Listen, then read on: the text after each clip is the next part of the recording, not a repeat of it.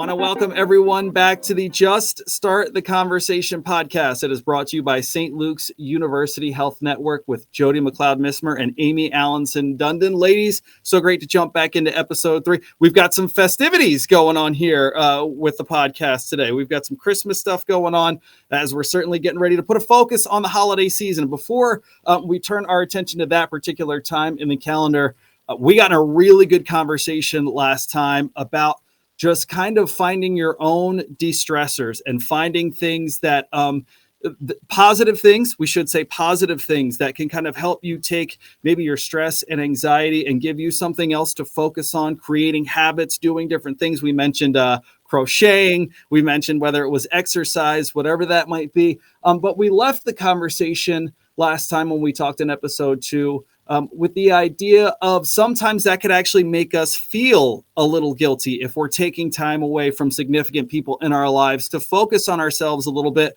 whether that's an important thing to do or not. So that's kind of where I want to pick up today as well. So before we get into that, good morning to both of you. It is excellent to see you, and I will leave the floor to you ladies to kind of pick up the conversation from there. So good morning, guys. Good morning, Crockett. Good morning. How are you? Excellent. Thank you so much.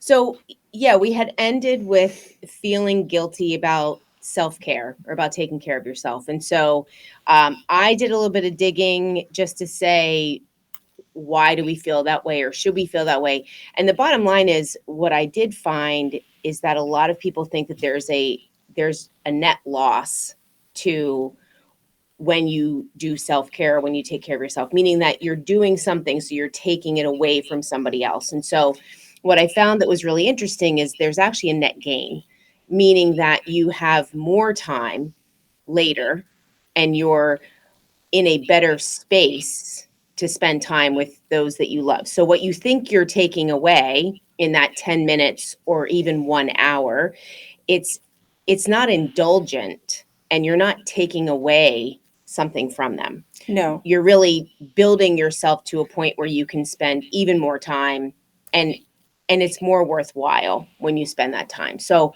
I think that was something we just wanted to touch on and bring that to the forefront. I think too, it's important to set limits. So once you've made the decision, maybe it's important for you to only go to one house for the holiday. And that while that might also lead to guilt, I think that you need to set limits on how much you're willing to discuss your decisions as you lead into the holidays. So because I think guilt plays a role in that as well when you're trying to control that piece. But yeah, I think we try to please too many people, especially this time of year. And we kind of lose ourselves, or we can lose ourselves in the process. So that leads us right into actually the discussion for today, where we're going to talk a little bit about the difference between winter blues, we've all heard that term, and major depression, and seasonal affective disorder, which may or may not be a term that you guys have heard in the past. But starting, it really, I find in October, as stores are starting to have Halloween stuff and Thanksgiving stuff out, and then right on up to Turkey Day, and then all of the stuff that goes around today, Cyber Monday and Black Friday and shopping, and oh my gosh, there's not going to be enough stuff anywhere for everybody. Where's our stuff? And everybody's getting all crazy about our stuff. I think it's important to really distinguish between when is it depression, when is it kind of normal, stressful holiday blues, and when is it seasonal? I mean, I think there's definitely a difference and some sameness between those things. So I just wanted to talk a little bit about them, because guilt, while always irrational, I won't get on that soapbox, but that does lead to some depression. It's interesting. You kind of bring up this time of year in general. And to your point, I always look at daylight saving time as kind of the, I love summer. I love the idea of sun being still out at 8:30, 9 o'clock at night. And I always feel this I don't know what to call it, but this impending feeling of knowing that that time is coming up on the calendar, and knowing that you almost feel like maybe, especially here in the Northeast, that you're going to find yourself in a box for the next few months. And, I certainly love being out with my kids and playing with my kids, but I hate the cold. Like, you just get all of these different feelings and emotions, particularly about this time of year. And that's just with the clock. That's not even necessarily digging into exactly what you guys are talking about, which is certainly in-depth, next level feelings. Yeah, but I want to say something up, because I always say to individuals when they start to get to that point, and I'm not adverse. I mean, I certainly feel that way. Mm-hmm. It starts to get dark and those things, but as it starts to get colder, I'm very quick to remind myself, and I'll say it to other people when they start to voice it out loud. You do know we live in Pennsylvania, right? That's we're good on that. Because I do think that there's some differentiation. And I know a lot of people made choices just within the last couple of months, people who I know who have said, look, I'm moving south. I'm making a choice. I'm making that choice. Now, not everybody can make that choice, but, the time difference is still the same. But I think there's a reality. I'm like that person, right? There's a reality to this, and it's going to happen. We know it's going to happen, so we need to prepare ourselves for it. Yeah, and I think you make a good point. We live in the Northeast of the United States, and one of the things we love about it here is we get the seasons, all of them, and one of the things we don't love about it here is we get all the seasons, right? But I will say that seasonal affective disorder, or SAD, which is directly linked to major depression. It's not just a term we throw around.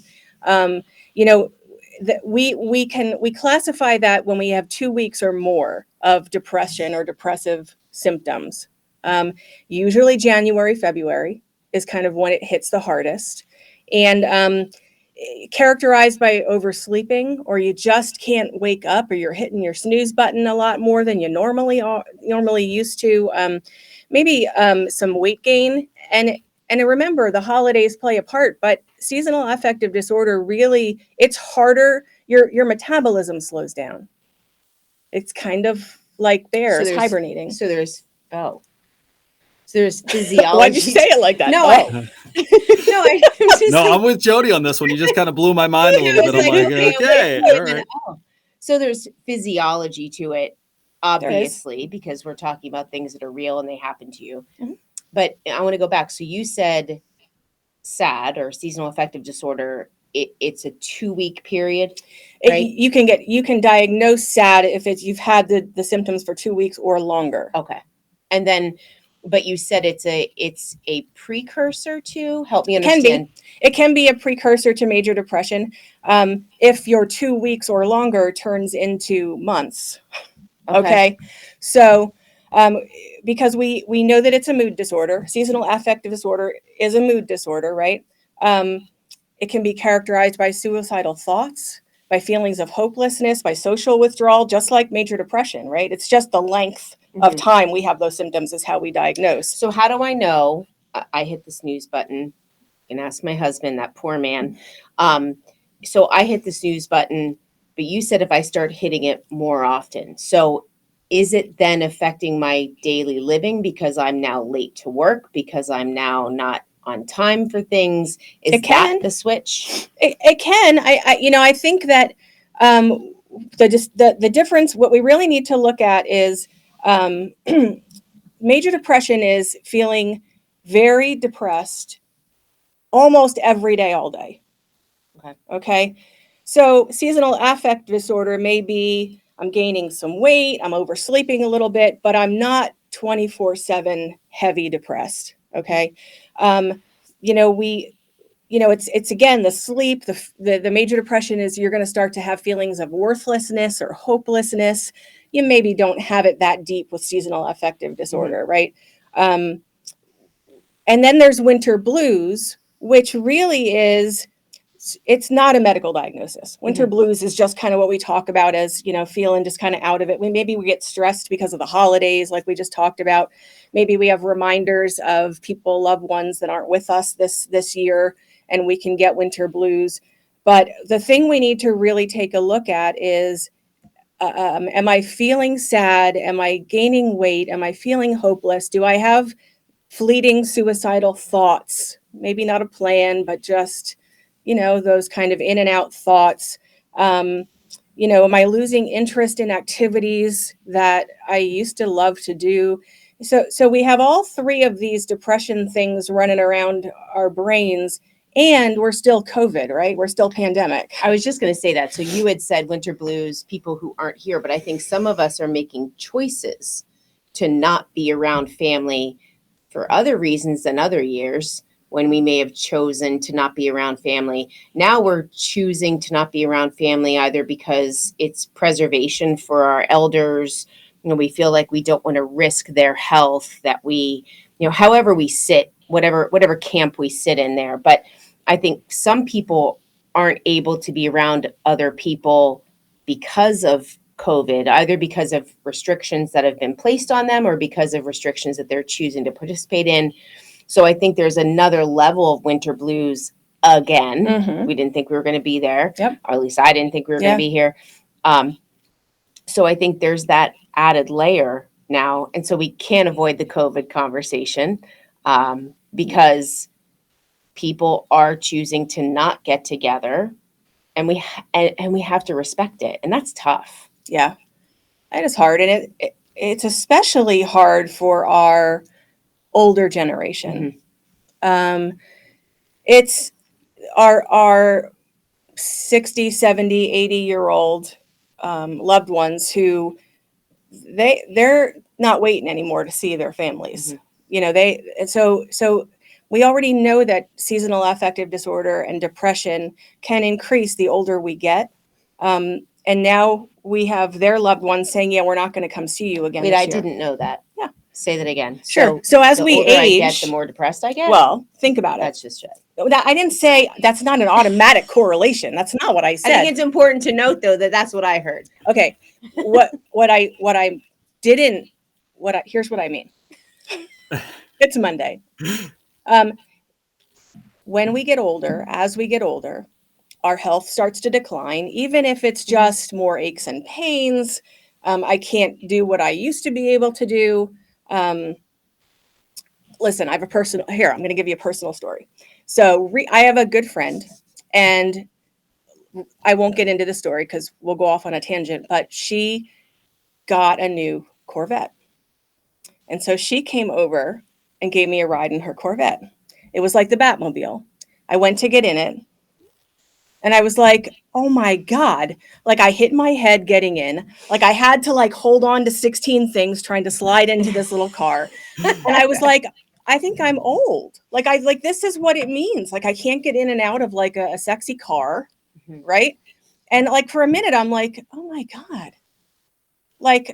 I can't just jump in and out of a Corvette. Not that I ever jumped in and out of a Corvette ever, but I can't do that. And so that's what I mean. As we get older, we realize our limitations, Sure.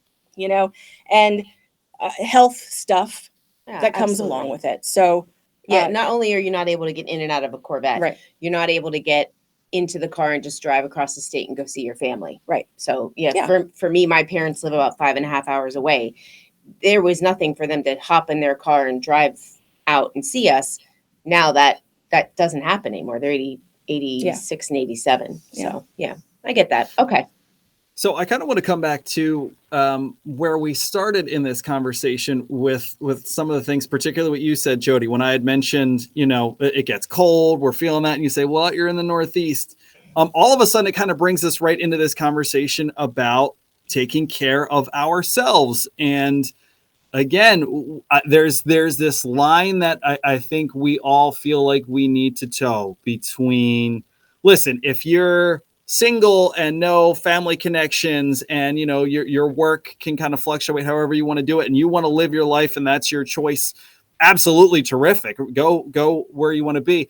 For some of us, like I said, even something we keep joking about crocheting, but if that's something that I wanted to take up, but it's taking away from going to my daughter's basketball practice or my son's soccer practice, are they going to feel a certain kind of way? Am I being greedy with my own time?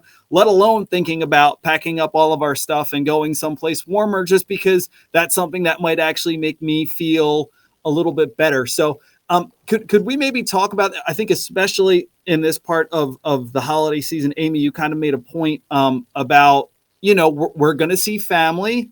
You both have kind of made the point that it can be at our own discretion, though, because let's be real, when we're talking about our feelings, sometimes our families don't make us feel better. It doesn't matter what time of year that is. So can we maybe go into a little bit of just that balance of knowing what's good for yourself and maybe knowing what's good for yourself, but that doesn't necessarily mean pack all your things up and go to Florida, kind of that in between there.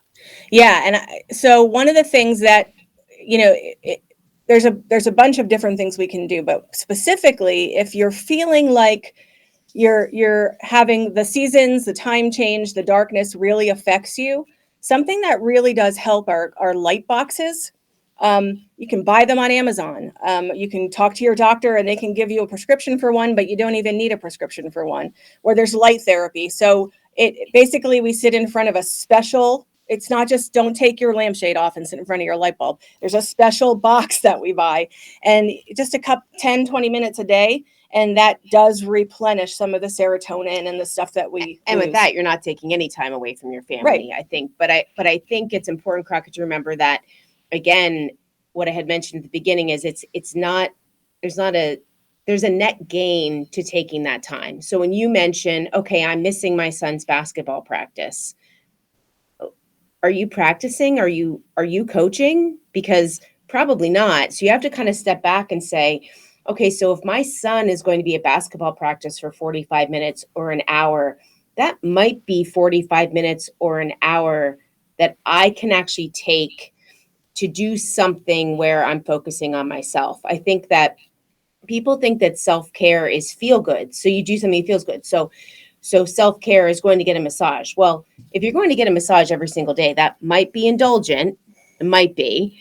Actually, it is. That's indulgent. And so then you're actually siphoning time away. But if you're doing something for 30 minutes or 15 minutes or an hour, you're going to get that back. There's a net gain to that. So you have to give yourself grace in those periods of time to look at it from a reality perspective. So I'm thinking that if your son is practicing, there's probably going to be a gain. So maybe you prioritize when you do your self-care so that you're making the games, but you're not making the practices, so that you're taking care of yourself. I think there's opportunity there. There definitely is. And I think that you can also take the things you love about this time of year and embellish those. If you love to wrap presents, then make it fun, make it an experience, have all of your stuff organized and out on the floor and put on Christmas music and do it fun. I mean, don't just like, I got to wrap another present, make it fun. I mean, I would love to have people comment on who loves wrapping presents out there, because do you both really? Oh my gosh. I'm horrible. I'm terrible. Yeah. Oh yeah. I'm the worst. It's worst. It's a fun part of the holidays because it's like, hey, here comes Uncle Kevin's gift that looks like a football, but it's actually in a square box. And you don't even know even know what it is. But no, I think you both make an excellent point there that it's just it can be so hard to find that time for my daughter's 5, so I've got an 18-month-old. He, I basically have to make sure he doesn't bump his head on anything at this point. He's walking around, all that stuff. Give him a banana every once in a while and make sure he doesn't bump his head. My daughter, she's at a point now where she's feeling these emotions. If mommy and daddy don't go to karate, if daddy took her tonight, then mommy's got to go next week. Like she's at the point where she's feeling those emotions. And I feel like certainly in a time of year like this one, where certainly you want to keep the kiddos in mind, and certainly you want to keep the family in mind. It can be very, I don't want to say easy, that I don't think that's giving the right word, but to fall into a feeling of stress, or am I doing enough? And I think what you guys are saying is, and I thought your practice versus the game point was brilliant, Jody. It's just that you kind of have to ride the wave. If we feel like there's something bigger coming up that we know means something to a lot of people, well, then let's ride it along with them. But, you know, if maybe the lead up to that isn't something that's so special or so important, that's a good time for you to just turn the engine off and kind of refuel yourself a little bit. Yeah. And I think part of what you're talking about is learning how to let it go, right? Let it go, like Elsa. I'm not going to sing, but Jody wanted to, though. She was so ready. She even did it twice. She went and then took another beat and went. Yeah. She almost we're not did. Gonna, right. Elsa. So it's okay to take a deep breath and let go of some of the responsibility and remind yourself that you are only one person. And it's okay to prioritize by the hour and to not think about 2 weeks from now. And I can get things done today. And, you know, as long as, like you said, the children are fed and clothed and bathed, you know, it'll be okay. And the other thing I think is important for parents and grandparents and aunts and uncles out there to remember, or anybody that knows little kids, is that developmentally, they're all at different stages. So your 5-year-old is in that developmental stage where she is the center of the world. And everybody needs to look at her. You're getting played. Yeah. And that's normal. That's so normal. But she is like, well, why isn't everybody coming to all my stuff? It's the famous, you open the door for somebody, you notice it in stages, right? So there's those stages of opening the door for someone, and there's and going through it.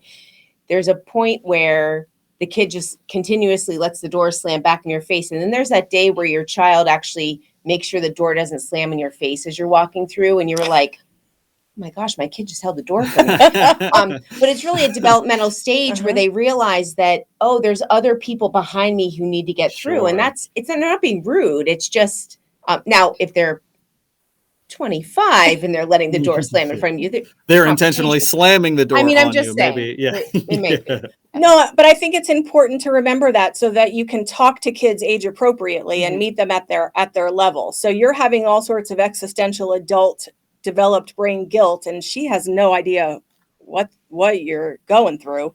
So you need to remind yourself that and say, you know, I can tell her I love her. I can sit there and take a picture of her, and I can go do a half-hour walk around the block and come back, and she's not gonna know. No, okay. You guys say that, but I don't know. She knows. Her mother's listening to those murder podcasts just like you guys are over there, and she's got that intuition of, I know something's happening over there. Well, I think this is an interesting place to take a pause here and maybe look forward to our next episode, because Amie, one of the things that you said in particular was, I think maybe one of the things that we all have a problem with is a big difference between my wife and I, and my wife is certainly more anxious or feels more stress in moments because one of the points that you said, she's got to know what's happening 2 weeks from now. And she's got to know what's happening this week. And she's got to know what the schedules are. Is Savvy bringing lunch or is she buying lunch? She has to know every day. And so maybe a good place to look forward as our next episode will be going into the new year will be setting ourselves up for success in the new year. And if one of those things is maybe just trying to find whether it's creative ways or just really trying to be more conscious about it, taking a step back and realizing that maybe those things are really stressing us out, trying to look that far into the future, and let one of those New Year's resolutions maybe be, I'm going to try to take this day by day as much as I can. I could maybe convince my wife to come back to 48 hours, but day by day would really be great. And I'm sure that there's a lot of people who are certainly in the same boat that she feels, in that even just the day-to-day looking ahead in her calendar can get a little stressful. So as we're getting ready to turn hours on a new year and look into 2022, maybe that's a good place for us to pick up the next time around. Yeah, I think I'm looking forward to that, because I want to talk a little bit about compulsive personality, type A personality, and how that affects our stress levels at the holiday and then going as we make resolutions. So I think it's a good segue. Yeah, I think it's great. Excellent. Well, we will catch you guys in the new year then with that one in January of 2022. It is the Just Start the Conversation podcast, brought to you by St. Luke's University Health Network. Your hosts are Jody, McCloud, Missmer, and Amie, Allanson, Dundon. Ladies, we just started this thing a few months ago, so I'll say Happy New Year and Happy Holidays to both of you. This has been a delight, so thank you for letting me be on board with you guys, and I will catch you both in the new year, so thank you so much. Thank you.